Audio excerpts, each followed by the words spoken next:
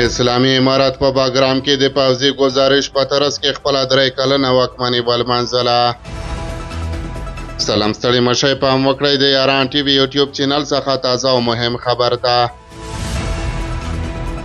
د افغانستان اسلامي امارت د چهارشنبې په ورځ د اګست 14مه د زمریز 24مه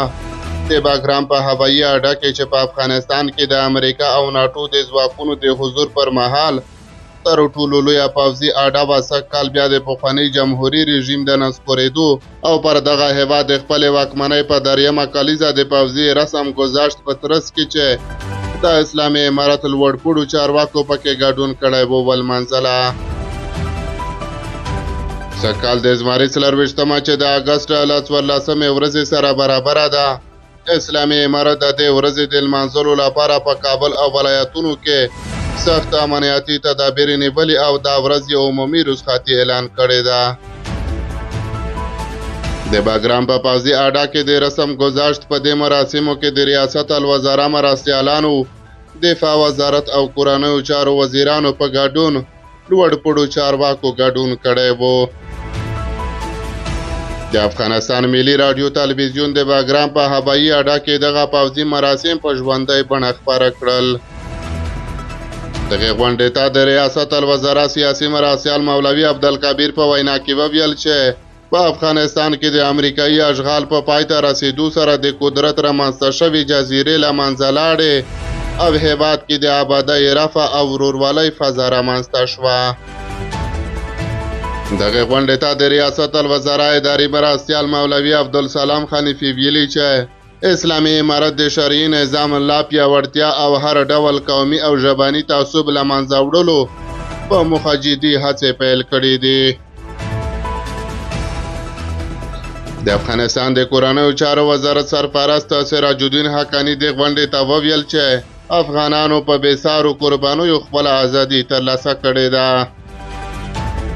نوموړي د فلسطین ولس ته په خطاب کې ویلي لکه څنګه چې افغانانو تر اوږدې او ستونزمنې مبارزې وروسته ازادي ترلاسه کړه، داسې ورځ په تاسو هم راتلونکې ده او خپله خپلواکي به ترلاسه کړئ. رئیس الوزرا ملا محمد حسن اخوند د دې ورځې په مناسبت په یو پیغام کې اسلامي امارت ته په خطاب کې ویلي چې د اسلامي امارت په بریالیتوب سره د هغوی دنده او مکلفیت پای ته نه دی رسېدلی. نوموړي ویلي دي چې موږ ته اوس د اسلامي نظام د استحکام، د هېواد د ودانولو، د هېوادوالو د سر و مال او عزت د خوندي کولو او د تیرو جګړو د خسارو د جبران مسؤلیت راته په غاړه دی چې باید په پوره اخلاص او جدیت سره خپلو مسؤلیتونو ته متوجه واوسو. د افغانستان اسلامي امارت ویان مولوي ذبیح الله مجاهد د دې ورځې په مناسبت په یوه خپره شوې اعلامیه کې ویلي چې